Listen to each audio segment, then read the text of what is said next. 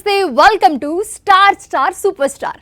దర్శక ప్రతిభతో ఎంతో మంది హీరోలకు స్టార్ ఇమేజ్ తీసుకొచ్చిన డైరెక్టర్ ఎస్ఎస్ రాజమౌళి తెలుగు సినిమాను ఆస్కార్ రేంజ్ కు తీసుకెళ్లిన ఘనుడు. కథ ఏదైనా హీరో ఎవరైనా సరే బాక్స్ ఆఫీస్ బద్దలు కావాల్సింది. 24 ఫ్రేమ్స్ ఉన్న సినిమా విభాగాల్లో తన మార్క్ ను చూపించే ఛత్రపతి. సినిమా అంటే కేవలం హీరో కథ మాత్రమే కాదు, క్రియేటివిటీ అని చాటి చెప్పిన దర్శక ధీరుడు. స్టార్లకు మించి ఇమేజ్ సంపాదించుకున్న ఒకే ఒక్కడు. ఇండస్ట్రీలో ఉండి 24 క్రాఫ్ట్స్ మీద పట్టున్న విక్రమార్కుడు రాజమౌళి. ఈగని హీరోగా చేసిన ఘనత ఆయనదే. తక్కువ సినిమాలతోనే వందల సినిమాలు చేసినంత పేరొచ్చింది. చరిత్రని తెలుసుకోవాలి అంటే ఎన్నో ఆనవాళ్లున్నాయి. అందులో శిల్పాలతో అనేటిది ఒకటి. అలాగే భవిష్యత్ తరాలకే కాదు, నేటి తరాలకు కూడా స్ఫూర్తినిచ్చేలా సినిమాను ఒక శిల్పిలా చెక్కుతాడు మన జక్కన్న. ప్రతి సన్నివేశాన్ని కూడా పట్టు వదలని విక్రమార్కుడిగా అందంగా తీర్చిదిద్దుతాడు. రాజమౌళి సినిమాల్లో కనిపించాలి అన్నది కథానాయకుల మధుర స్వప్నం. ఈ టాలీవుడ్ డైరెక్టర్తో యాక్షన్ కట్ చెప్పించుకోవాలని అన్ని భాషల్లో స్టార్స్ తహతహలాడుతూ ఉన్నారు. రాజమౌళి శ్వాస ధ్యాస మొత్తం సినిమాని. అందుకే ఓ సినిమాకు మరో సినిమాకు ఎంతో వ్యత్యాసం, కలెక్షన్లలో ఎంతో భేదం. ఇండియన్ సినిమా వసూళ్లను వేల కోట్లలోకి మార్చేశాడు. బాహుబలితో భారత సినీ చరిత్రను మార్చివేశాడు. ఏ రంగంలోనైనా విజయాలు అపజయాలు కామన్. ఈ మాట వట్టి అబద్ధం అని నిరూపిస్తున్నాడు రాజమౌళి. కృషి పట్టుదల ఉంటే ఫెయిల్యూర్స్ అనేవి దరిచేరవని ప్రూవ్ చేస్తున్నాడు. ఈయన డిక్షనరీలో ఫ్లాప్ అన్నదే లేదు. ఇండియన్ చలనచిత్ర చరిత్రలో తనకంటూ శాశ్వత పేజీని క్రియేట్ చేసుకున్నాడు. విజయం అనే పదానికి పర్యాయ పదంగా నిలిచాడు. రాజమౌళి 1973 అక్టోబర్ 10న కర్ణాటక రాష్ట్రంలోని రాయచూర్లో పుట్టాడు. ఆయన అసలు పేరు కోడూరు శ్రీశైల శ్రీ రాజమౌళి. తండ్రి రచయిత కెవి విజయేంద్ర ప్రసాద్. రాజమౌళి కె రాఘవేంద్రరావు దగ్గర అసిస్టెంట్ డైరెక్టర్గా పనిచేశారు. మొదట్లో బుల్లితెర మీద దర్శకత్వ పాఠాలు నేర్చుకున్నాడు. 2001లో స్టూడెంట్ నెంబర్ 1 మూవీతో దర్శకుడిగా అవతారం ఎత్తాడు. మూవీ హిట్ కొట్టింది. స్టూడెంట్ నెంబర్ 1 విజయం సాధించిన దర్శకుడిగా రాజమౌళికి గుర్తింపు మాత్రం రాలేదు. అందుకు కారణం ఈ మూవీకి దర్శకేంద్రుడు కె రాఘవేంద్రరావు దర్శకత్వ పర్యవేక్షణ చేయటమే. దాంతో రెండో సినిమాతో తానేంటో నిరూపించుకోవాల్సి వచ్చింది. రాజమౌళి రెండో సినిమా సింహాద్రి. ఈ మూవీ స్టోరీని ఓ సీనియర్ హీరోకు వినిపించారు. అక్కడి నుంచి పచ్చ జెండా వచ్చింది. అంతా ఓకే అనుకున్న టైంలో అదే సీనియర్ హీరో నుండి రెడ్ సిగ్నల్ పడింది. దాంతో ఈ మూవీలోకి హీరోగా జూనియర్ ఎన్టీఆర్ జాయిన్ అయ్యాడు.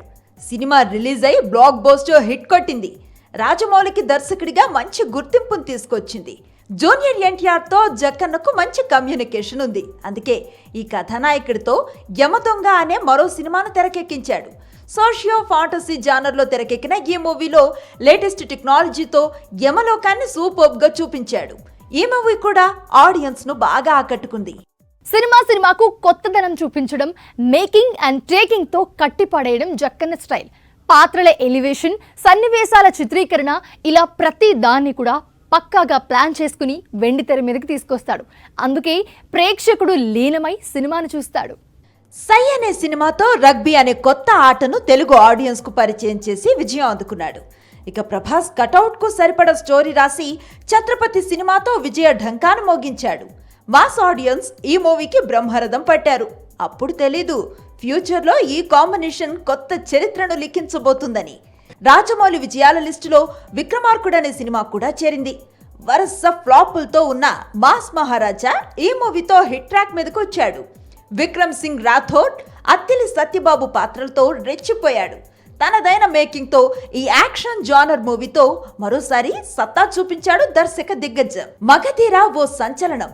టాలీవుడ్ మార్కెట్ కు మించిన బడ్జెట్ లో ఈ మూవీ తెరకెక్కింది. రెండింతల లాభాన్ని తీసుకొచ్చింది. చారిత్రాత్మక నేపథ్యానికి ప్రస్తుతానికి లింక్ పెడుతూ దర్శక ధీరుడు ఈ మూవీని తెరకెక్కించాడు. గుర్రపు స్వారీ, కత్తి యుద్ధాలు, వీరోచిత పోరాటాలు, కళ్ళు చెదిరే విజువల్స్, గూస్ బంప్స్ తెప్పించే ఎలివేషన్స్, వినసొంపైన పాటలు సినిమాకు భారీ విజయాన్ని కట్టబెట్టాయి. మగధీరలో రామ్ చరణ్, హర్ష, కాలభైరవ అనే 2 పాత్రల్లో కనిపించాడు. ఫ్లాష్ బ్యాక్ ఎపిసోడ్లో కాలభైరవ 100 మందితో చేసే పోరాట సన్నివేశం సినిమాకే హైలైట్. మగధీర ఓ విజువల్ వండర్. ఇండియన్ మేకర్స్ ను ఉలిక్కి పడేలా చేసింది. రాజమౌళి మీద దృష్టి మరల్చేలా చేసింది. బాక్స్ ఆఫీస్ దగ్గర సంచలనాన్ని క్రియేట్ చేసింది. మగధీర లాంటి భారీ విజయం తర్వాత రాజమౌళి తెరకెక్కించే సినిమా గురించి ఎదురుచూపులు మొదలయ్యాయి. అంతకు మించి బడ్జెట్లో సినిమా రాబోతున్నట్లుగా ఊహాగానాలు మొదలయ్యాయి. అయితే అందరి అంచనాలు తలకిందులు చేస్తూ తక్కువ బడ్జెట్ సినిమాను ప్లాన్ చేశాడు. సునీల్ లాంటి కమెడియన్తో సినిమా తెరకెక్కించాడు. ఎందుకు జక్కన్న ఇలాంటి నిర్ణయం తీసుకున్నాడు? మగధీర కోసం 1.5 సంవత్సర కాలాన్ని కేటాయించాడు రాజమౌళి. అలాంటి సినిమాను రూపొందించాలంటే శారీరక మానసిక ఒత్తిడి ఎక్కువగా ఉంటుంది. అందుకే తర్వాతి సినిమాకు వర్క్ లోడ్ తగ్గించుకోవాలి అనుకున్నాడు.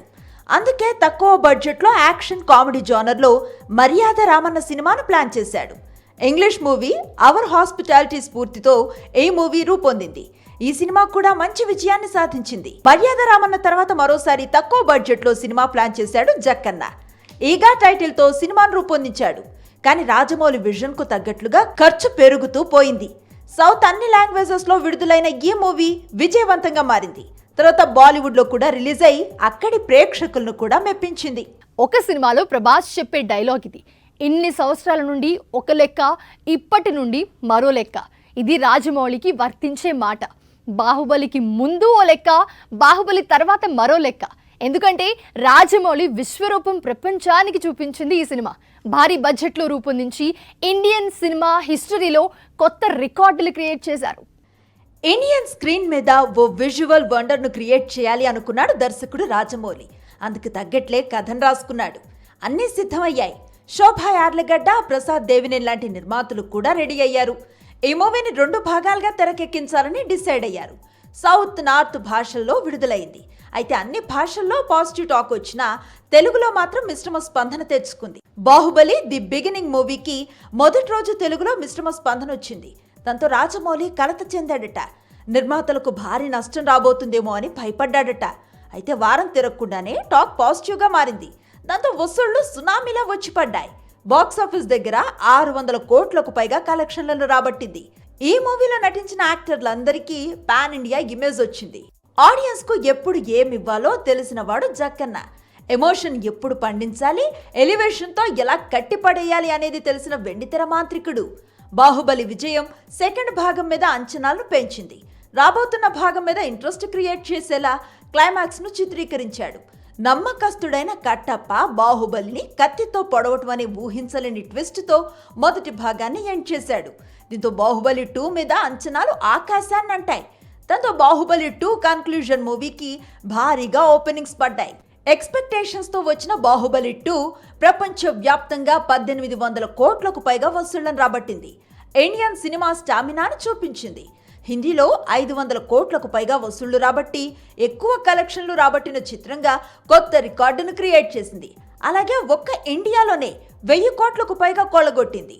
ఈ రికార్డ్ ఇప్పటికీ పదిలంగా ఉండటం విశేషం.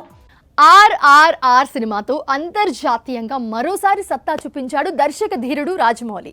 ఆస్కార్ ముంగిట నిలిపి భారతీయులు గర్వించేలా చేశాడు. నాటు నాటు పాట బెస్ట్ ఒరిజినల్ సాంగ్ కేటగిరీలో అవార్డు అందుకుంది. ఈ మల్టీ స్టారర్ మూవీలో రామ్ చరణ్, ఎన్టీఆర్లతో అద్భుతమైన నటన రాబట్టాడు. వీళ్లకు పాన్ ఇండియా రేంజ్ ఇమేజ్ తీసుకొచ్చాడు. జూనియర్ ఎన్టీఆర్ తో 3, రామ్ చరణ్ తో ఓ సినిమా తెరకెక్కించాడు రాజమౌళి. వీరిద్దరి కాంబినేషన్ లో భారీ మూవీ ప్లాన్ చేశాడు. అదే RRR. బాహుబలి తర్వాత రాజమౌళి ఎలాంటి ప్రాజెక్ట్ చేయబోతున్నాడు అనేది అందరికీ ఆసక్తికరంగా మారింది. దానికి సమాధానమే ఈ మూవీ. అల్లూరి సీతారామరాజు, కొమరం భీం లాంటి విప్లవకారులు కలిస్తే ఎలా ఉంటుంది అనే ఆలోచనల నుంచి RRR కథ పుట్టింది. 500 కోట్ల బడ్జెట్ తో తెరకెక్కిన ఈ మూవీ ప్రపంచ వ్యాప్తంగా 1300 కోట్లకు పైగా రాబట్టి రాజమౌళి సత్తాను మరోసారి నిరూపించింది. జపాన్లో కూడా మంచి వసూళ్లను రాబట్టింది. అంతేకాదు అక్కడ 100 రోజులాడిన తొలి భారతీయ చిత్రంగా రికార్డును క్రియేట్ చేసింది.